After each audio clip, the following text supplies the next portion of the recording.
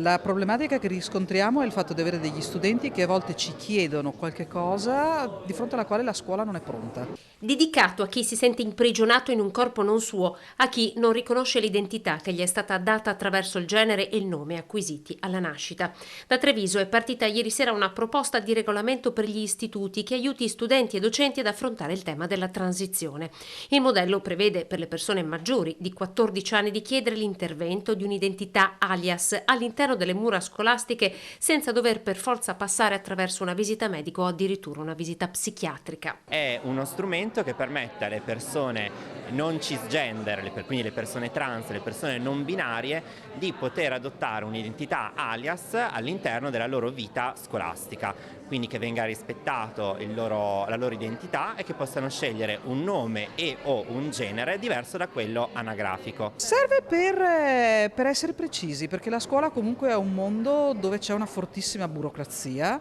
dove comunque i dirigenti mettono la firma e quando si devono mettere le firme bisogna essere precisi, bisogna sapere che cosa si sta facendo, altrimenti gli atti che noi andiamo a fare invece che aiutare le persone finiscono per danneggiarle e questa è l'ultima cosa che noi vorremmo. A proporla la rete Landford di Avvocatura per i diritti LGBT insieme all'Ordine degli Psicologi del Veneto, che ha chiamato a raccolta studenti, genitori e docenti per porre una questione evidentemente già emersa ma mai affrontata. Abbiamo scelto di partire da Treviso perché il Veneto purtroppo è stato il territorio dove c'è stata quella triste vicenda di Chloe Bianco e quindi abbiamo voluto